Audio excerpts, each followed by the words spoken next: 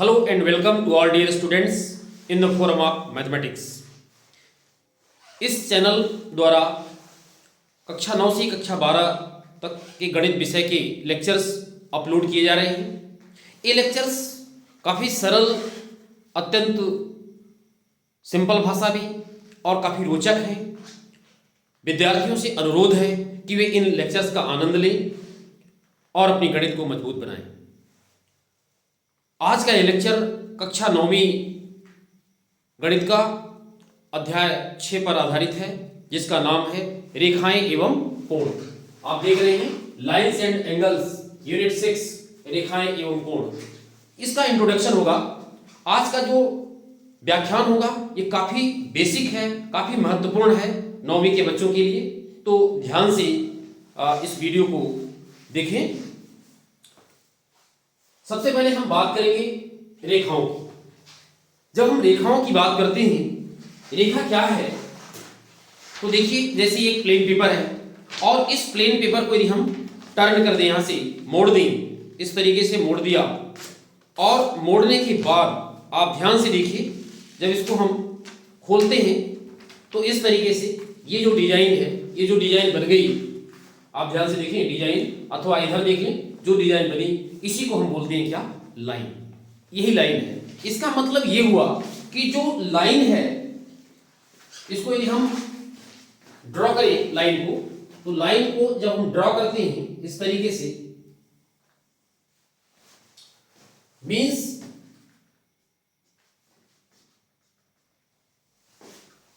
Line का कोई भी एंड पॉइंट नहीं होता। सबसे महत्वपूर्ण चीज है लाइन के संदर्भ में कि इसका कोई एंड पॉइंट नहीं होता, है ना। और इस तरीके से इसको दर्शाने के लिए हम इस पर 2 पॉइंट ले लें, ए और बी। यदि हम 2 पॉइंट इस पर ले लें तो इसको एक्सप्रेस करते हैं। इसका सिंबल क्या देते हैं, लाइन का सिंबल ए बी लिख करके, और इसके ऊपर इस तरीके का डिजाइन आप बना दें दोनों साइड।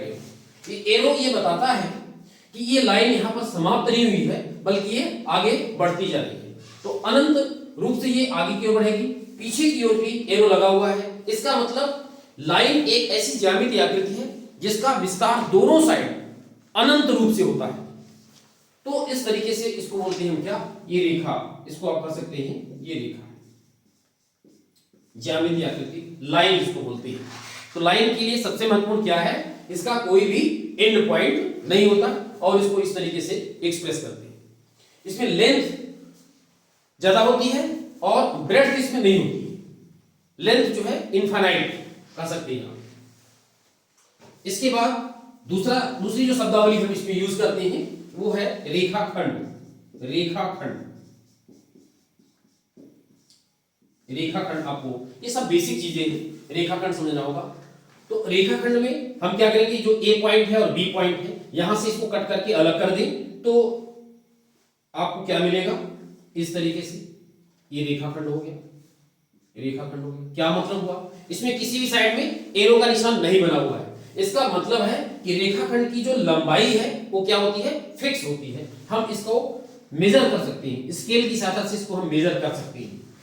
रेखा की जो लंबाई है वो अनिश्चित होती है, इनफाइनाइट होती है, लेकिन रेखाखंड की लंबाई फिक्स है, इसको हम मेजर कर सकते हैं। और इसके 2 एंड पॉइंट होती है, रेखा के 2 एंड पॉइंट। जैसे यहां पर ए एंड पॉइंट है और दूसरा एंड पॉइंट क्या है, बी। इसको एक्सप्रेस कैसे करते हैं, इसको एक्सप्रेस करने के लिए एक लाइन इसके ऊपर देंगे, ये रेखाखंड का सिंबल हो गया। फिर तीसरा आता है किरण। किरण में जैसे किरण का जो प्रादुर्भाव होता है, जैसे बल्ब है, बल्ब से किरणें निकल रही हैं, सूर्य से रोशनी निकलती है, किरणें निकल रही हैं। तो इसी तरीके से इसका मतलब ये होगा कि जैसे सूर्य है तो सूर्य उसका स्रोत हो गया और वहां से रेज निकल रही है, तो उसका एक एंड पॉइंट हो गया। सूर्य क्या है, उसका एंड पॉइंट है, और रेज जो निकल रही है वो इनफाइनाइट रूप से आगे निकलेंगी। इसी तरीके से बल्ब से निकलती है रेज। तो इसका मतलब ये हुआ कि एक इसका एंड पॉइंट होगा और दूसरी तरफ इसका एंड पॉइंट नहीं होगा। मतलब ये क्या है, रेज। यहां पर हम जैसे मान लीजिए इसको ओ दे देते हैं पॉइंट, और यहां पर एक पॉइंट ले लें, इसको एक्सप्रेस करने के लिए ए पॉइंट ले लिया, तो अब इसको हम सिंबॉलिकली ओ ए लिख करके और इसके ऊपर इस तरीके का निशान बनाएंगे, तो इसको बोलेंगे क्या, किरण। ये किरण है। तो तीनों में मूलभूत अंतर क्या है, इस चीज को आपको समझना है। सबसे पहले लंबाई के संदर्भ में बात करें, लंबाई के संदर्भ में, एंड पॉइंट के संदर्भ में। यहां पर क्या है, रेखा में कोई भी एंड पॉइंट नहीं है, दोनों साइड एरो का निशान बना हुआ है, इसका मतलब हुआ कि इसमें कोई भी एंड पॉइंट नहीं है। रेखाखंड में दोनों साइड एंड पॉइंट, यानी दो एंड पॉइंट इसमें होते हैं, और इस तरीके से इसमें कोई भी एरो का निशान नहीं होता है। किरण में एक एंड पॉइंट है और दूसरी तरफ एंड पॉइंट नहीं होता, एक दूसरी तरफ क्या बना है, एरो का निशान, यानी तीर का निशान बना हुआ है। तो इस प्रकार से रेखा की लंबाई इनफाइनाइट, रेखाखंड की लंबाई फिक्स होगी, और किरण की भी जो लंबाई है वो एक तरफ बढ़ती है, लेकिन होती कितनी है, इनफाइनाइट ही कह सकते हैं आप किरण की भी लंबाई। तो इस तरीके से इन्हें मूलभूत अंतर, इनके लिखने का जो सिंबल है इसको आपको समझना है, क्योंकि आप 9वीं कक्षा में पढ़ रहे हैं। पिछली कक्षा में भी आपने रेखा, रेखाखंड और किरण के बारे में पढ़ा होगा, लेकिन अब आपको, क्योंकि आप हायर सेक्शन में आ गए हैं, इसलिए आपको सावधानी पूर्वक तीनों में मूलभूत अंतर को समझिए, क्योंकि जब रेखाओं को आप समझ जाएंगे तभी आप कोण बना पाएंगे। तो इनमें अंतर समझने के बाद अब हम चलते हैं कोण की तरफ, एंगल। आइए देखते हैं, एंगल बनाने के लिए हम किरण का सहारा लेते हैं, किरण की सहायता से एंगल बनाते हैं। एक पॉइंट ले लेते हैं, और इस पॉइंट से यदि हम दो किरणों को निकालें, ये स्रोत है और एक, मान लीजिए ये किरण हो गई, एक किरण O पॉइंट है, और यहां पर आप ले लीजिए A, और दूसरी किरण यहीं से, इसी पॉइंट से दूसरी किरण यदि हम निकाल दें, क्या OA किरण है और ये क्या है, OB किरण। एक ये स्रोत है जहां से दो किरणें निकल रही हैं, मतलब एक ही स्रोत से यदि दो किरणें निकलें तो उन किरणों के बीच में जो इंक्लाइनेशन है, जो झुकाव है, इस झुकाव को ही हम क्या बोलते हैं, कोण। यहां पर जो झुकाव है ये कोण कहलाता है। इन दोनों किरणों के बीच में जो इंक्लाइनेशन, यानी जो झुकाव आपको दिख रहा है, उसी को बोलते हैं हम क्या, एंगल, कोण। यानी कहने का मतलब ये हुआ कि जो रेज होती हैं, जो किरणें हैं, उन किरणों के बीच झुकाव, दो किरणों के बीच जो झुकाव है, दो किरणों के बीच झुकाव को कोण कहते हैं।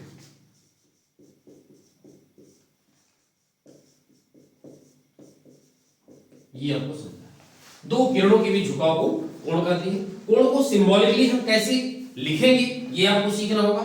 इसको लिखने का तरीका क्या होता है, इस एंगल को लिखने का तरीका, एक चीज और इसमें पहले समझ लें कि कोण की जो पार्ट्स हैं, कोण में साइड होती है, OA, यहां पर एक साइड OA हो गई और दूसरी साइड क्या हो गई, OB। तो OA और OB को हम कोण की साइड या भुजा बोलते हैं, और बिंदु O जहां से दोनों किरणें ये निकल रही है, ये कोण का शीर्ष बिंदु कहलाता है, वर्टेक्स, इसको शीर्ष बोलते हैं। तो एक कोण बनाने के लिए कितने साइड की जरूरत पड़ रही है आपको, दो साइड की जरूरत पड़ती है, और दोनों साइड जहां पर ज्वाइन होती है उस पॉइंट को बोलते हैं क्या, वर्टेक्स। यानी इस बिंदु पर कहते हैं कि कोण बन रहा है, जो कोण बन रहा है किस बिंदु पर बन रहा है, O पॉइंट पर। और इस तरीके से कोण का जो सिंबल होगा, सिंबल बनाने के लिए हम कोण का सिंबल इस तरीके से देते हैं, ये कोण का सिंबल है, इसको कोण पढ़ते हैं। और नामकरण जब करेंगे इसका नामकरण इस तरीके से करते हैं कि चाहे हम A से स्टार्ट करें, A से स्टार्ट करते हुए AOB, अथवा B से स्टार्ट करते हैं तो BOA, मतलब जिस बिंदु पर कोण बन रहा है वह बिंदु बीच में आना चाहिए, तो इसका नाम हो जाएगा एंगल AOB, एंगल AOB, ये हो गया।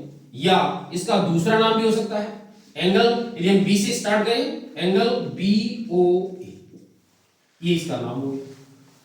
तो यहां पर आपको कोण को समझ लेना है कि कोण हमारा जो होता है उसके लिए आपको क्या चाहिए, दो किरण। किरण के स्थान पर हम रेखाखंड भी ले सकते हैं, दो रेखा भी ले सकते हैं। तो दो रेखाखंड या दो किरण, इनके बीच में जो इंक्लाइनेशन है, जो झुकाव है, उसी को हम बोलते हैं एंगल। अब एंगल के जो प्रकार हैं उन पर आज चर्चा कर लेते हैं, क्योंकि ये काफी फंडामेंटल है। कोण के प्रकार, आज के लेक्चर में कोण का जो प्रकार है उसको आपको समझना है। कोण कितने प्रकार के होते हैं, कोण के प्रकार।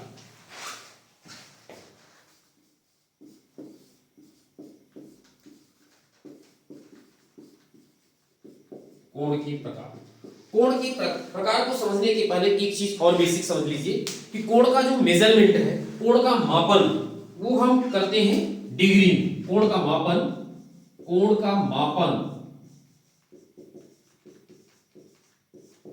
किस यूनिट में करते हैं, डिग्री। इसी को बोलते हैं हिंदी में क्या, अंश। डिग्री या अंश से मापन करते हैं। और मापन करने का जो उपकरण है वो क्या कहलाता है, चांदा। चांदे की सहायता से आप निकाल सकते हैं क्या, कोण का मापन, कितने डिग्री का ये कोण बना हुआ है, यह मापने के लिए चांदे का हम प्रयोग करते हैं। और इस तरीके से आप डिग्री के आधार पर हम कोण के प्रकारों का अध्ययन करेंगे। तो कोण के प्रकार में सबसे पहला कोण आता है आपका न्यून कोण। न्यून कोण, न्यून कोण किसको बोलते हैं, न्यून कोण का मतलब क्या होता है, जिस कोण की माप 90 डिग्री से कम, लेस देन 90, और 0 डिग्री से ज्यादा होती है, ऐसा कोण को हम एक्सप्रेस करने के लिए थीटा का प्रयोग करेंगे। और थीटा की माप यदि क्या है, 0 और 90 के बीच में, 0 और 90 के बीच में, मतलब 0 से ज्यादा है और 90 से कम, तो ऐसे कोण को हम क्या बोलते हैं, न्यून कोण।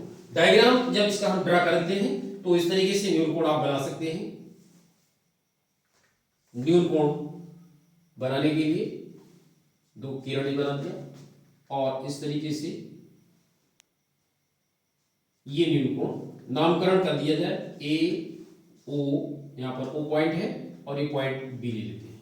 तो एंगल ए ओ बी, इस तरीके का जो एंगल बना हुआ है, इसकी माप जो है वो 90 डिग्री से कम है और 0 से ज्यादा, तो इसे हम बोलते हैं क्या, न्यून कोण। यदि कोण की माप एग्जैक्टली 0 डिग्री है, एग्जैक्टली 0 डिग्री है, तो ऐसे कोण को क्या बोलते हैं, शून्य कोण। ये शून्य कोण कब बनता है, जब एक किरण के ऊपर दूसरी किरण, एक किरण के ऊपर एक किरण है और इसी के ऊपर दूसरी किरण की यदि हम कल्पना करें कि एक किरण ये है और ओ ए, और इसी के ऊपर दूसरी किरण मान लेते हैं ओ बी, ओ से बी, यानी ओ बी किरण तो पूरा है, नाम अलग अलग दे दिया, एक ओ ए किरण और ओ बी किरण, ये दोनों किरण, लेकिन दोनों किरण क्या है, एक दूसरे के ऊपर है। तो इन दोनों किरणों के बीच में जो एंगल बन रहा है वो कितना बन रहा है, 0 डिग्री का बन रहा है, तो शून्य कोण बोलते हैं उसको। और न्यून कोण का मतलब है 0 डिग्री से ज्यादा और 90 से कम। तो अब प्रश्न ये उठता है कि जो 90 डिग्री एग्जैक्टली जिसकी माप 90 डिग्री होगी, उस कोण को क्या बोलेंगे, तो उसे बोलते हैं क्या, समकोण, उसको बोलते हैं समकोण। तो कोण का जो दूसरा प्रकार है वो है समकोण, एग्जैक्टली जिसकी माप कितनी हो, थीटा की माप कितनी हो, एग्जैक्टली 90 डिग्री, मतलब जिस कोण की माप ठीक 90 डिग्री होती है, ऐसे कोण को हम बोलते हैं क्या, समकोण। इसका सिंबल, इसका जो डायग्राम आप ड्रॉ करेंगे इस तरीके से, यहां पर जो एंगल बन रहा है ये एग्जैक्टली 90 होता है, और इसको इस तरीके से हम एक्सप्रेस करते हैं। यहां पर आप देख सकते हैं P पॉइंट दे दीजिए, यहां O दे दीजिए, यहां Q दे दीजिए। तो यहां पर जो एंगल बन रहा है, बिंदु O पर जो एंगल बन रहा है वह एग्जैक्टली 90 डिग्री है, इसी को बोलते हैं क्या हम, समकोण। ये समकोण का सिंबल। इस तरीके से जिस कोण की माप एग्जैक्टली 90 डिग्री होती है उसे हम बोलते हैं क्या, समकोण। तो आपको क्लियर हो गया, शून्य कोण, न्यून कोण 0 और 90 के बीच में, और एग्जैक्टली यदि 90 डिग्री है तो उसको बोलते हैं क्या, समकोण। चलिए यदि मान लीजिए किसी कोण का मान 90 डिग्री से भी ज्यादा है तब उस कोण को क्या बोलेंगे, तो उसके लिए बनाया गया तीसरा कोण का प्रकार, तीसरा, जिसको कि हम बोलते हैं क्या, अधिक कोण। अधिक कोण, और उसको कैसे ड्रा करेंगे ये आप देखिए। अधिक कोण को ड्रा करने का क्या तरीका है, तीसरा जो कोण का प्रकार है, तीसरा ये होता है अधिक कोण। अधिक कोण आपको पढ़ना है, यानी इसकी माप क्या होनी चाहिए अधिक कोण की, 90 डिग्री से ज्यादा, 90 तक आपका समकोण हो गया, 90 से ज्यादा होना चाहिए, थीटा की माप 90 से ज्यादा थीटा, और किससे कम होना चाहिए 180। इसका मतलब हुआ कि थीटा की माप 90 डिग्री से ज्यादा हो और 180 से कम हो, उसे हम बोलते हैं क्या, अधिक कोण। डायग्राम कैसे बनाएंगे आप ध्यान दें। आप देखिए ये जो किरण है एक OB या यहाँ पर OQ, यहाँ पर जो ये किरण खड़ी हुई सीधा सीधा OP, तो यहाँ 90 बन गया। यदि ये इधर झुकाव हो जाए तो ये स्थिति बनती है न्यून कोण की, और इसका झुकाव यदि इधर हो जाए तो वही स्थिति 90 डिग्री से ज्यादा कोण बनने लगेगा और वो कहलाएगा क्या, अधिक कोण। यानी आपको किस तरीके से डायग्राम अधिक कोण का बनाना होगा इसको आप सीखें। ये एक किरण मान लीजिए हो गई OP किरण है। अब यदि आपको अधिक कोण बनाना है तो आप कल्पना करें कि 90 डिग्री तो सीधा सीधा होगा, तो थोड़ा सा इंक्लाइनेशन इधर की ओर आपको देना होगा, इस तरीके से आपको देना होगा इंक्लाइनेशन।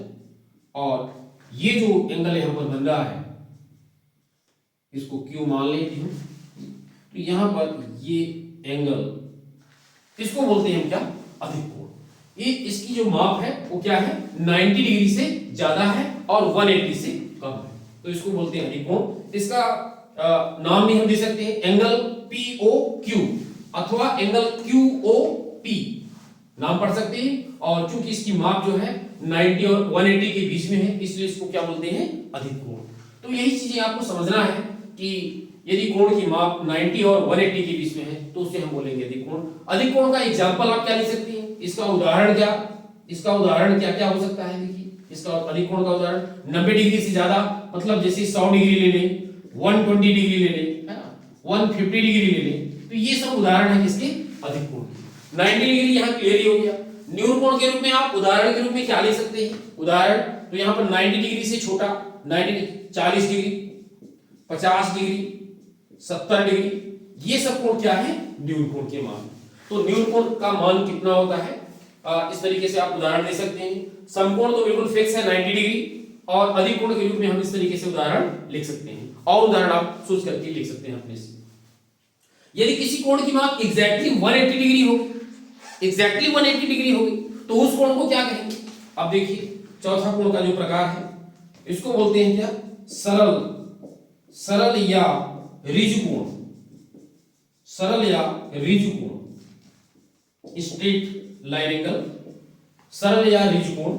इसमें ये रेस तो ठीक है, ये वाली रेस को और हम नीचे की ओर ले आकर के और इसकी ठीक सीध में कर दें, यानी इस तरीके का डायग्राम यदि हम बनाएं, एक ही बिंदु से अपोजिट दो रेस यदि हम निकाल दें, ये OP हो गया और इधर एक रेस निकाल दें, इस तरीके से एक रेस इधर निकाल दें, ये मान लीजिए Q, तो यहां पर जो एंगल ये फ्रेम हो रहा है, ये एंगल इन दो रेस के बीच में जो एंगल फ्रेम हो रहा है ये कहलाता है क्या, सरल कोण। और इसकी माप होती है कितना, 180 डिग्री।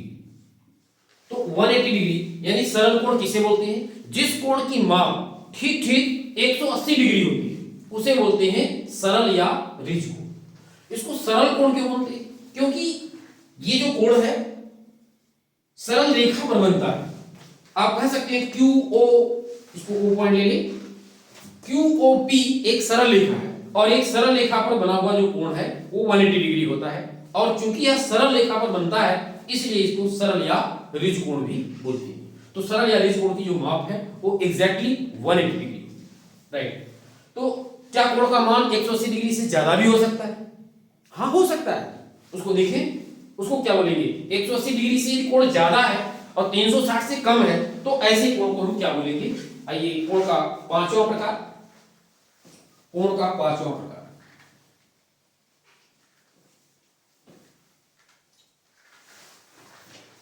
पांचवा प्रकार पढ़ते हैं, रिफ्लेक्स एंगल। इसको बोलते हैं क्या, रिफ्लेक्स एंगल।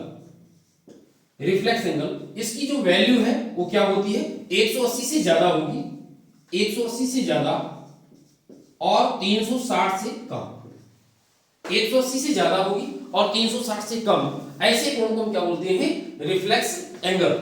प्रत्यावर्ती रिफ्लेक्स एंगल।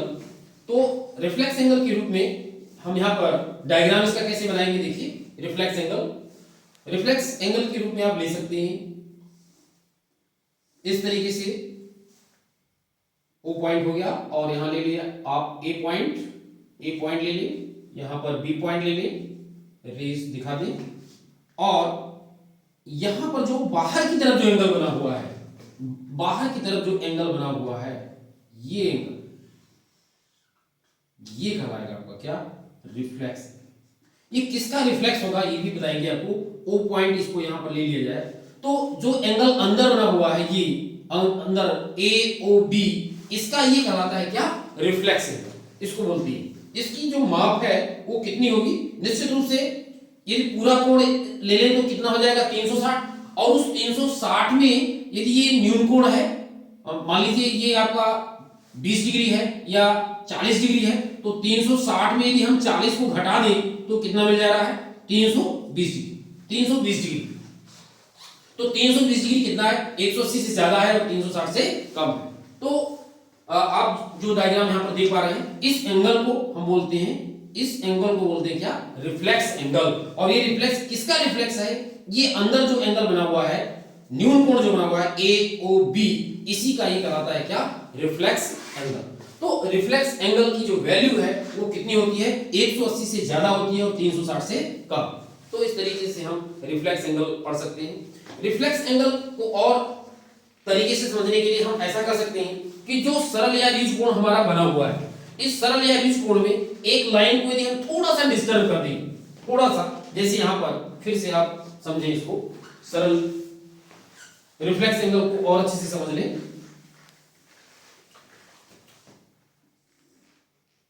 जैसे मान लीजिए ये आपका ए पॉइंट है और ये बी पॉइंट है, बना हुआ है, ये एग्जैक्टली 180 है, तो इधर यदि 180 है तो इधर भी 180 होगा, इस साइड में, इस साइड भी 180 होगा, ऊपर भी 180 और नीचे भी 180 बना हुआ है। अब यदि इसको थोड़ी सी हम डिस्टर्ब करें किसी एक रेस को, जैसे थोड़ा सा हम डिस्टर्ब करके दिखा रहे हैं आपको, थोड़ा सा डिस्टर्ब कर दिए, और इस तरीके से ये हो गया आपका क्या, ओ ए, और ये हो गया आपका क्या, ओ बी, ओ ए और ओ बी यहां पर।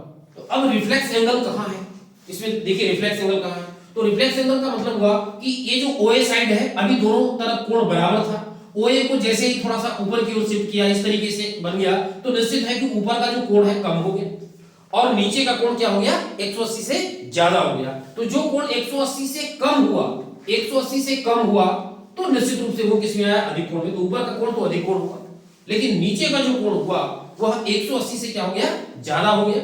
सीधा था तो 180 था, लेकिन ऊपर की ओर उठ गया तो ये कोण जो है 180 से ज्यादा हो गया। तो इसको बोलते हैं हम क्या, रिफ्लेक्स एंगल। ये है आपका रिफ्लेक्स एंगल, रिफ्लेक्स एंगल इसी को बोलते हैं।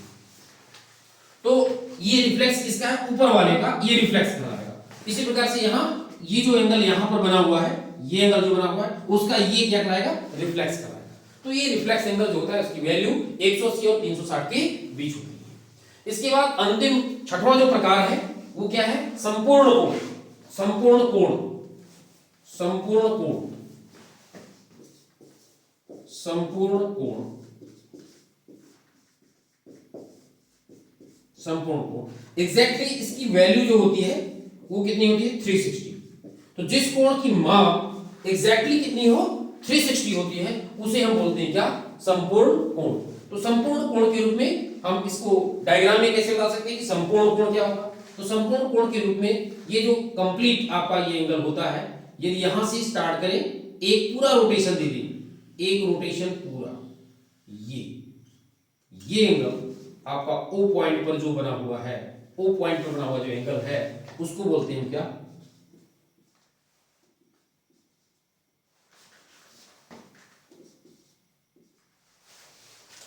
ओ पॉइंट पर ये एंगल इस तरीके का एक पूरा रोटेशन जब हम दे देते हैं तो ये कहलाता है क्या, संपूर्ण कोण। इस संपूर्ण कोण को आप एग्जाम्पल के तौर पर देख सकते हैं।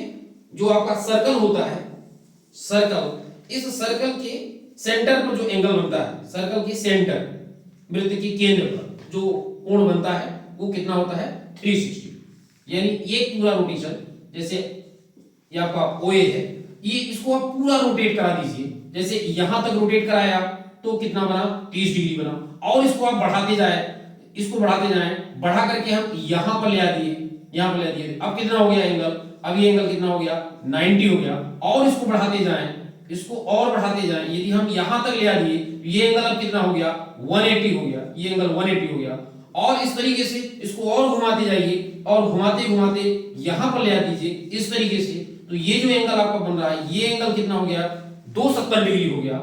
और इसको घुमाते घुमाते इस तरीके से इसी पर फिर से ले आ दीजिए, फिर एक रोटेशन पूरा हो गया और इस तरीके से ये रोटेशन पूरा हो गया। और अब एंगल ये कितना हो गया 360। तो ये सेंटर पर जो कोण बनता है ये पूरा ये कहलाता है क्या 360। इसका एग्जांपल है, इसको बोलते हैं समकोण कोण। और इस तरीके से आपने देखा कि कोण के जो प्रकार हैं, जिसमें आपने पढ़ा क्या क्या, न्यून कोण पढ़ा, समकोण पढ़ा, अधिक कोण और रिफ्लेक्स कोण और समकोण कोण, और सबसे शुरू में क्या पढ़ा शून्य कोण। तो ये सब कोण के प्रकार हैं, इनको आप अच्छी ढंग से पढ़ लें और इनके जो डायग्राम है डायग्राम वगैरह सब बनाना सीख लें कि इनको न्यून कोण, डायग्राम को देख करके आप बता सकते हैं कि कौन सा ये न्यून कोण होगा अधिक कोण होगा। भले उसकी एग्जैक्ट माप आप न कर पाए लेकिन ये तो बता सकते हैं कि ये न्यून कोण है या अधिक कोण है या समकोण है। पहचान आपको करना आना चाहिए। मतलब ये एक रेखा है और इसके ऊपर यदि सीधा है ये रेखा है, ये 90 है और इसका झुकाव इधर की ओर हो गया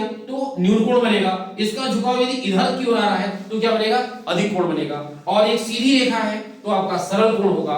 और इस तरीके से इस सरल कोण को थोड़ा सा यदि हम डिस्टर्ब करते हैं तो हमें रिफ्लेक्स एंगल, एक तरफ रिफ्लेक्स और एक तरफ अधिक कोण मिलता है।